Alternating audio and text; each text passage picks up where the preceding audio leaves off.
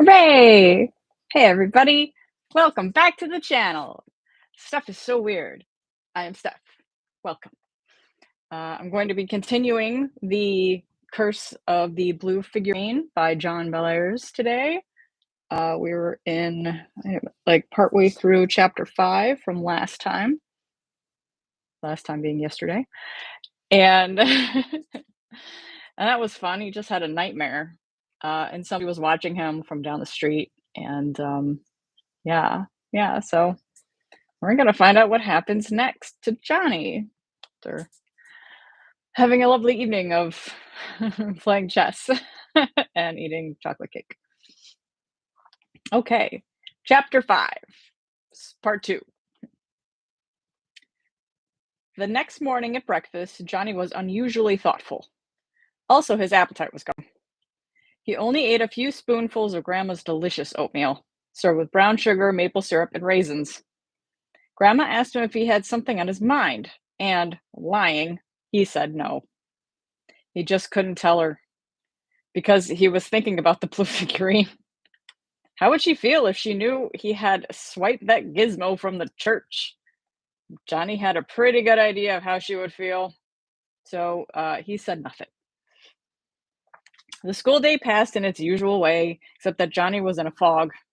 He was usually quite alert and raised his hand a lot, but not today. In fact, he got bawled out a couple of times by Sister Electa because he was not paying attention. Johnny was thinking about the spooky things that had happened to him lately. He was wondering if there was any connection between them and the blue figurine. He could not get Father Bart's grim warning out of his mind. Whoever removes these things from the church does so at his own peril. I adjure you by the living God not to endanger your immortal soul. Vengeance is mine. I will repay, saith the Lord. No, saith the Lord. I will repay, saith the Lord. Was this warning just craziness, or was there something more to it? By the time school was over for the day, Johnny had made up his mind. He would have to see the professor about all this. That evening, after dinner, Johnny went across the street to see his friend. He had called the professor up, and the professor had said, "Sure, come aboard. Come ahead." He would be in the bathroom sailing boats in the tub. Johnny did not know what to think of this. Hang on, I think I need to read this part again. That evening, after dinner, Johnny went across the street to see his friend. He had called the professor up, and the professor had said, "Sure, come ahead." He would be up in the bathroom sailing boats in the tub. Johnny did not know what to think of this, but he had learned to expect the unexpected from Professor Childermas. When he arrived at the door of the professor's bathroom, he found the old man kneeling beside the tub. He was wearing a rubber waterproof apron, and the sleeves of his shirt were rolled up. The tub was half full of water, and in it floated a fleet of little wooden boats.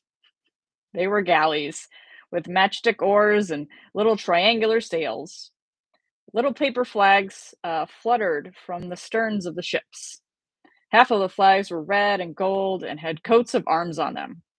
The other half were green and had gold crests on them. The professor explained that he was reenacting the Battle of Lepanto, which had taken place in 1571. In it, the Christian ships led by Don John of Austria had defeated the ships of the Turks. With a little book open in his left hand and a stick held in his right, the professor moved the ships around.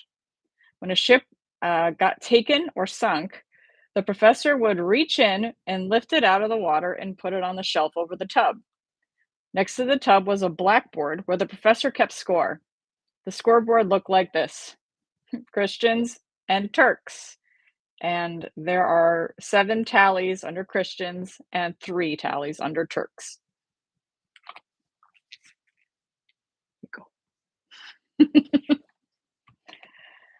Now then, said the professor as he pushed 2 boats together, what did you want to see me about?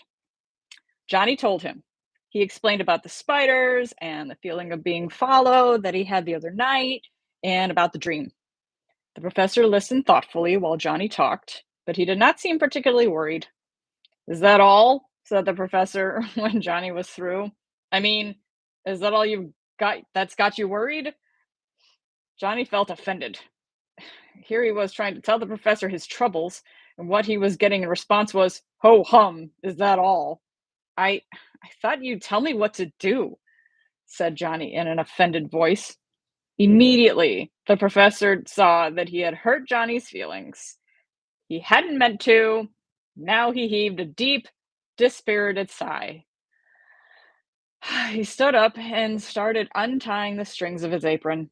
Look, John, he said slowly, I'm not trying to make light of your worries, but I do think that this whole business is in your mind. Spiders can even be places to live and hatch. Spiders can find places to live and hatch their eggs in an old house, even in wintertime. As for your dream and your feelings that you were followed, well, the power of suggestion is pretty strong. You heard my ghost story, which, by the way, I wish I'd never, ever told you. But then you found that dratted hunk of blue crockery. You've got Father Bart and ghosts on the brain, my boy, and that's why you've got the heebie jeebies these days. And do you know what I suggest as a cure? Hmm? Johnny shook his head. I don't know, Professor. What? The professor paused dramatically. He folded up his apron and put it away in the bathroom closet. Then he turned back to Johnny, rubbing his hands and grinning hugely. I would suggest, he said, that you let me beat the holy bejesus out of you in a chess game or two, and, and that you then eat a huge, glutty, calorie filled hunk of my delectable prune cake with creamy, smooth chocolate frosting and whipped cream on top. How's that for a prescription? Eh? Johnny liked the idea. His little visit to the professor turned into a long and enjoyable and filling stay. When he went home that evening, he felt that maybe the professor was right after all. The whole business was just his imagination working overtime. A month passed. Windy March turned into sloppy, wet April. And much to Grandma's annoyance, the spiders came back to 23 Fillmore Street. On the other hand, the spooky feelings and dreams that had been bothering Johnny went away. And one evening, when he was down at the library, Johnny picked up the new April issue of Hobbies and saw that his question had been answered. This was the answer. We have consulted antique dealers in the city of Cairo. We have consulted antique dealers in the city of Cairo, Illinois, and we have discovered that mummy shaped souvenir figures were sold in that city late in the 19th century.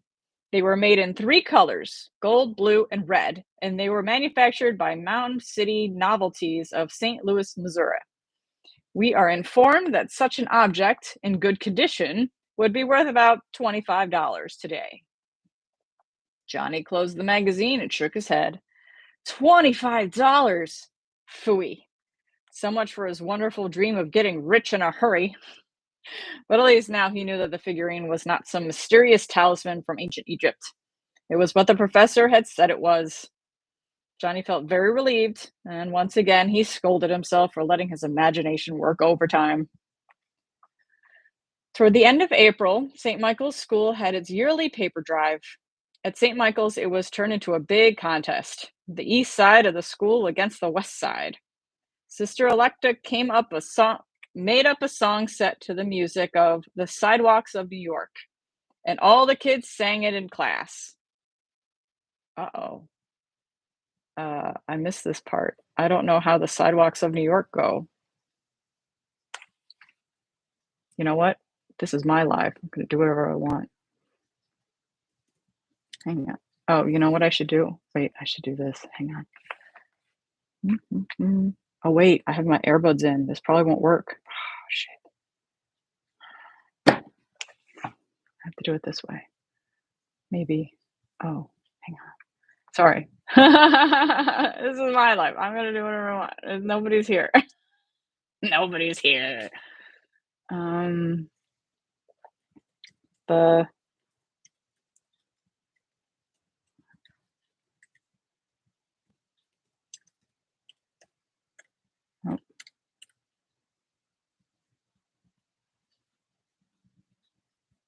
Nat King Cole, probably. Right? On the sidewalks of New York or just sidewalks of New York? Maybe Bob Hope?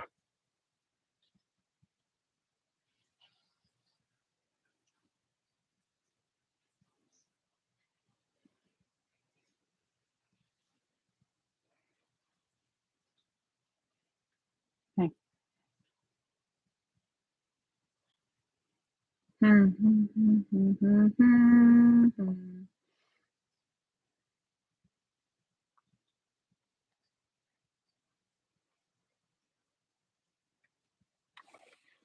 East side, west side, which is going to win? We're looking for the paper in cellar, barn, and bin. Boys and girls together, working one and all. Bring loads of paper from the sidewalks of our town. That's it's gonna have to be good enough. Every day for 3 days, the students of St. Michael's School were let out of the class in the afternoon so they could go hunt for waste paper. They went everywhere looking for it. Some kids went from house to house, others, the cleverer ones, had aunts and uncles who had been saving newspapers for them all year. Now they gleefully lugged the bales in, tied up nice and neat. For the kids, it was like a holiday, and it was a contest too. Each side was fighting hard to win. On the last day of the paper drive, Johnny had a lot of other kids. On the last day of the paper drive, Johnny and a lot of other kids were over at the parish hall working hard. The parish hall was a long red brick building that stood just to the west of the school. This was where the Friday night bingo games were held. At paper drive time, all the folding chairs and tables were stacked over on one side of the hall, and the bundles of tied newspapers lay in big heaps. Kids swarmed everywhere, and everybody was supposed to have something to do. Some kids tied loose paper into bundles, others counted the bundles, and still others helped unload paper from the flatbed trucks that picked up the open freight door. So others helped unload paper from the flatbed trucks that backed up to the open freight door. Everybody worked, and everybody seemed to enjoy working. It was such a treat to be doing something besides schoolwork for a change. On into the late afternoon, Johnny toiled. He got paper cuts and twine burns on his fingers, and his shirt was soaked with sweat. But it didn't matter. He was working to help the east side of St. Michael's School win. Johnny was weary, but happy. At last, he felt like he belonged at St. Michael's School. Around 3:30, the parish hall began to empty out. The kids started to go home in ones and twos and threes. Johnny was still busy tying bundles. Then he heard somebody cough over his head. He looked up and saw that it was Sister Corella. Sister Corella was the first and second grade teacher. She was nice, but she was kind of a scatterbrained. She was always forgetting where she left things. John, she said in her hesitant way. Sister Coretta, Corella, Corella, always acted apologetic when she was about to ask a favor of somebody. Yes, sister? Would you please go over to the school and get my watch for me? I must have left it on the desk in my classroom. Sure, sister. I'll be right back. Johnny went out the door into the afternoon sunlight. He crossed a corner of the playground and climbed the concrete steps that led to the back door of the school. Now he was inside again in the cool gloom of the building, which always smelled of varnish and chalk dust and library paste. Johnny went straight to the first grade room. He opened the door and peered inside. There on the teacher's desk lay Sister Corella's watch. It was a silver plated pocket watch with a long braided piece of leather attached to it. And standing next to the desk with his hand reaching out toward the watch was Eddie Tompke. As soon as Eddie saw Johnny, he lurched his hand back. Then he grinned nastily. "Hello, brown nose," he said. "You're just in time. I was going to take this watch over to Sister What's Her Name. Now you can save me a trip." Johnny stood dead still, staring at Eddie. "I bet you were going to take the watch over to the sister," thought Johnny. "I just bet you were." Eddie glared back at Johnny. His eyes were mean and hard. Smarter, brown nose? Don't you believe me? Think I'm lying to you, huh? Johnny didn't know what to say. He was scared of Eddie, but he stood his ground. He wasn't going to run away. You're not supposed to be in here, he said in a strained, nervous voice. If the sisters find out, well, the sisters won't find out unless you tell them, will they, brown nose? Come on and get the watch. Scared to come and get it? Johnny felt the muscles in his stomach tighten. He wanted to turn and run, but he forced himself to walk forward to the desk. Now he was standing face to face with Eddie. For a second, Johnny thought that he would have to fight Eddie to get to the watch. But Eddie pulled his hand back as Johnny approached. Brown nosers always run errands for the sisters, don't they? Said Eddie in a hateful, crooning voice. That's how they get their good grades. Everybody ought to know that. At this, something inside Johnny snapped. Eddie was bigger and stronger than he was, but he had just had to say something. Johnny looked at Eddie, and their eyes met. I'm not a brown nose, he said evenly. I just do my work. For some reason, this remark really seemed to make Eddie angry. Quick as a flash, he reached out and grabbed Johnny's hand. With his other hand, Eddie picked up something that lay on the desk. It was a kid's pair of scissors. Eddie reached out and clamped the scissors around the index finger of Johnny's hand. The finger was caught in the part of the scissors just above the rivet that held the two blades together. Eddie squeezed. It felt awful. It was like being tortured. Johnny bit his lip to keep from yelling. He didn't want to give Eddie the satisfaction of hearing him scream. Eddie kept squeezing. Tears were in Johnny's eyes. Weakly, he tried to shove Eddie away. At last, Eddie let go. He dropped the scissors on the desk and said, "See you around, brown nose." Then he turned on his heel and left. Johnny stood at the desk. He was crying and clutching his injured finger. It burned. It stung. Slowly, the hurt began to go away. Johnny took off his glasses and wiped his eyes with his handkerchief. Then he put the glasses back on again and picked up the watch. Sister Corallo would be wondering why it had taken him so long. He wanted to tell her what had happened, but he knew he wouldn't tell on Eddie. That was for tattletaling babies, not for him. Johnny went back to the parish hall and gave Sister Corella her watch. As soon as she saw him, she knew something had happened. His face was red and streaked with tears, and he was sniffling. Sister Corella was the fluttery type, and she immediately got upset. "Good grief, John!" she exclaimed. What happened to you?" Johnny had a powerful urge to tell on Eddie, but he resisted. I caught my hand in the door in your room," he said, and as proof he held up his sore and reddened finger. Sister Corella was properly sympathetic. She took Johnny over to the sister's house and put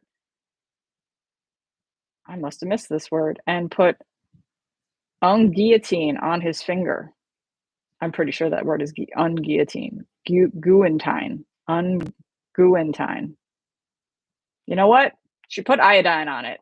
She just healed it with iodine, and it stings and it's terrible because that's what they used back then. Because I don't know why. She gave him a glass of milk and a couple of Oreo cookies, and then she told him that he probably ought to quit working and go home. He wouldn't be able to tie up any bundles with his sore finger, and anyway, it was about time to call it quits for the day. Besides, it looks as if your side has won, said Sister Corella, smiling. That ought to make you feel good. And thank you for all the work you did. You're a real trooper. You never give up. Compliments always made Johnny feel shy. It was a lot of fun, he said, staring at the tablecloth. Johnny talked a bit more with Sister Corella, and then he set up for home. At first, as he walked along, he felt good. His finger wasn't hurting much anymore, and he was very, very proud that his side had won the paper drive. But slowly, the good feeling began to die away, and black anger took its place. Who did Eddie think he was, anyway? What did he, Johnny, ever done to him? Nothing. Nothing except good grades in school. And for this, Eddie hated him.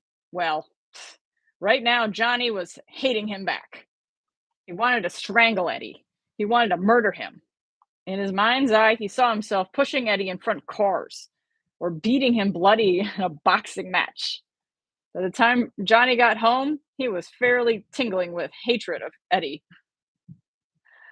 Straight in the front door, Johnny marched. Straight in the door and up the stairs to his room. He slammed the door of his room and threw the bolt. And then he did a very strange thing. He went to the closet, opened the door, and knelt down. Carefully, he removed the sweatshirts and blankets and copies of Boy's Life that were piled on top of the black book. Excuse me. He opened the cover and took out the blue figurine. Then he clenched the thing tight in his hands and yelled at the top of his voice, "I hope he breaks his goddamn neck!" Johnny was silent. His face felt flushed, and he was breathing hard, and his heart was going like a trip hammer. He felt scared of himself, scared of his anger, scared of what he had just said. And why was he holding the figurine? He had no idea why, no idea in the world. With trembling hands, Johnny put the figurine back in the book, closed the worn, dog-eared cover, and he was about to start piling blankets on when he heard a knock at the door. Hastily, Johnny threw stuff on top of the book.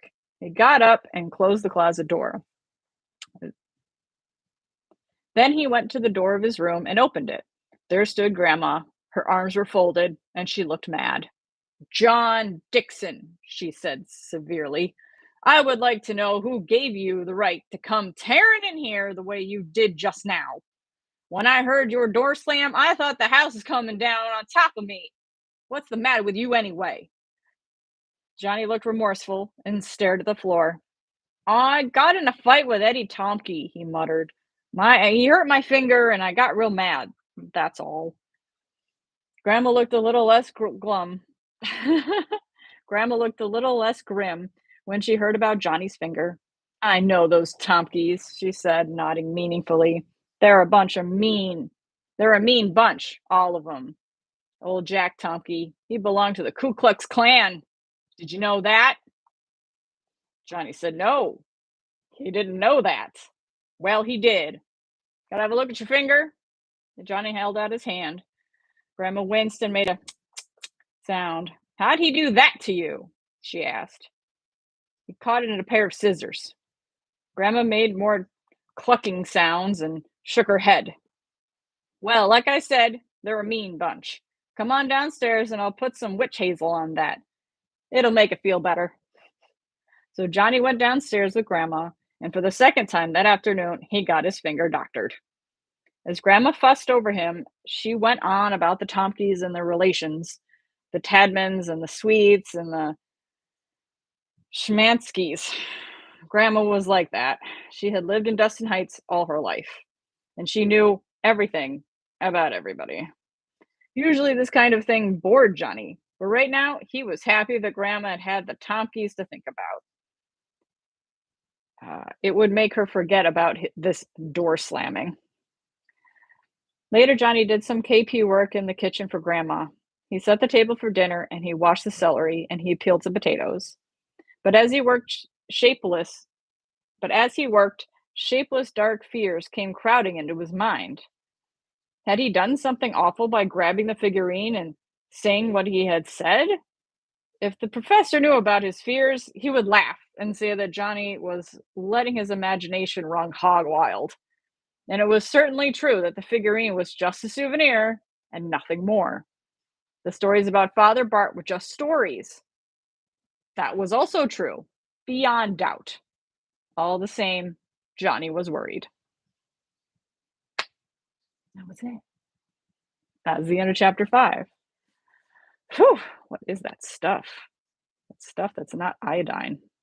And I was happy to know what a trip hammer was, because I'm from Rochester, New York, and in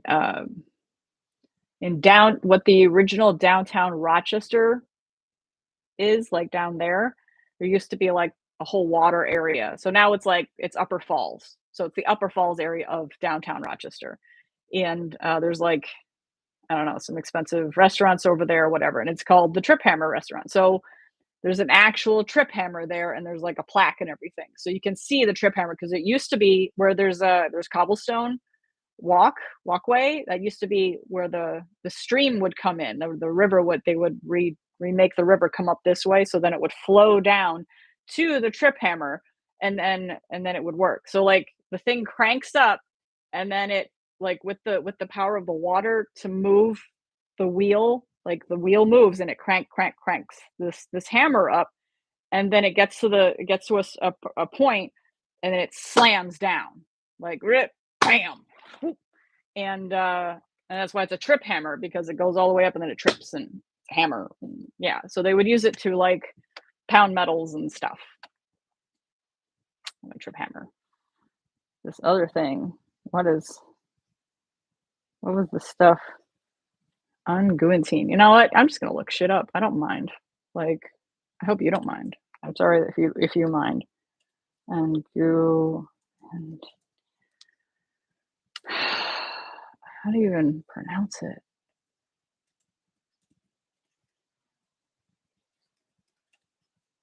Pronounce it English. Yeah. It's another German word.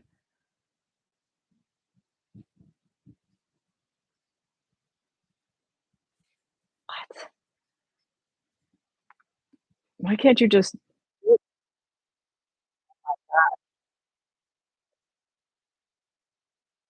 I hate everything. Unguentine. Unguentine. I'm very sorry that I did not look that up sooner, because like unguentine, I thought it was a name because it's capitalized. So I mean, it is a name, and that is also why it's capitalized. But I thought it was like a person, and I was just like going through it real quick. Anyway, man, Eddie's such a jerk. You know, like just always calling him a brown nose and stuff, just because he's insecure about his own grades and stuff, and his, like, I mean, if his father's a Ku Klux Klan member, like, ah, thanks for that. I mean, honestly, probably telling his son he's stupid or something, and that's why he's insecure about it, and then it just makes it worse. And then, so of course, he's going to hate Johnny for being smart. Like, how annoying. Anyway, bullies are annoying. We don't like bullies. Bullies are bad, but they're also tortured creatures. So, no excuse. It's not their fault. It's their responsibility to do better and take care of their insecurities and look into them and self reflect and stuff like that. So, but it usually takes retaliation and getting punched to realize, or, having somebody stand up to them. Anyway, that is the end of chapter 5. Thanks for being here. If you had fun, I'm glad, because I had some fun. Guillotine. So, yes, until the next one tomorrow for chapter 6. And thanks for being here. I appreciate you. If you like and subscribe, and I'll see you next time.